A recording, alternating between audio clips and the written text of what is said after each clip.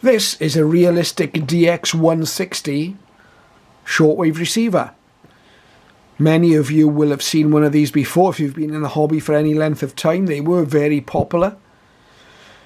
They were throughout the 70s, I believe, in the Radio Shack Tandy's catalogue, certainly up to about 1979. They were replaced in 1980 by the DX200, another analog receiver. It was a kind of entry-level communications receiver. Very, very popular in the US as well, I believe. And there's still quite a few of these around. This one looks to be cosmetically in good condition. It does have one or two issues, which we'll get to a little later on.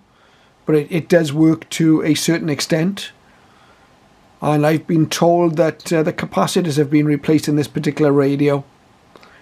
Given that it's probably approaching 40-some years old, that's probably no bad thing.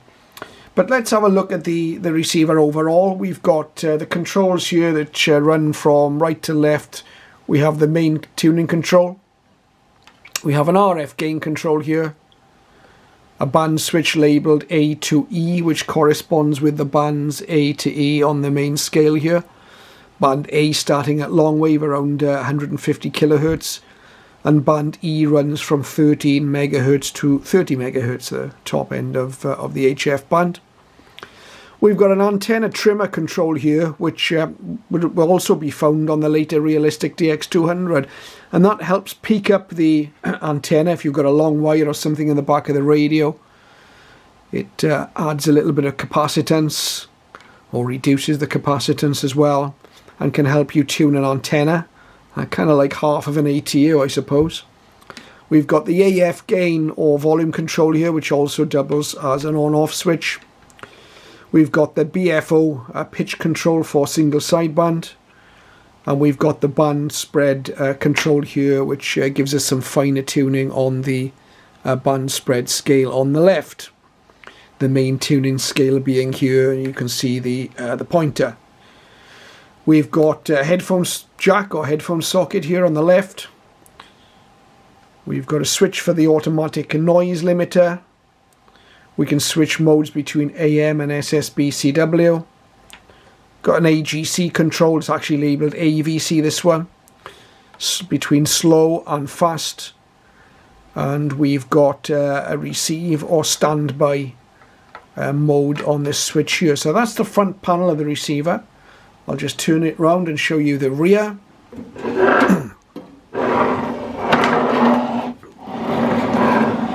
So it's pretty standard stuff here. I've got a little connector in the back here just to adapt this to an SO239. All my antennas are on SO239s. But for the antenna connection, we've got these screw terminals for antenna and earth here. You can see the mains power lead coming out here. We've got a fuse, external speaker jack, which unusually is the 6.3 millimeter, the larger jack. We've got a socket for 12 volt input, and we've got a standby socket here as well. And I'm not sure whether the camera will pick it up, but it's actually, this radio has been manufactured in Japan. Got Japan on the rear there, and manufactured in Japan for Tandy Corporation. So that's the DX160. As I say, in its day it was a very popular receiver. We'll see it in action in the next video, but I'll just point out initially a couple of issues that this particular receiver has. I don't know whether I'll be able to sort them out. I haven't opened this up or anything and had a proper look at it yet. The BFO knob here is loose, and you can see the little bright piece on the band spread control is just dropped off. That can easily be glued on. That's just not really an issue, but I'm concerned about this BFO control, which is wobbling around loosely here. So there's an issue with that. I have tried this radio just very briefly on SSB, and it did work, but it's very difficult to tune. So we'll take a look at that. And perhaps more concerning, is that band E on this radio does not work.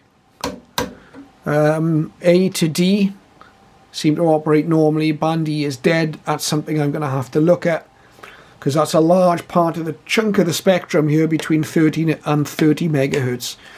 But I've already tried the radio on medium wave, because, as I say, it has its own ferrite rod antenna and it is working.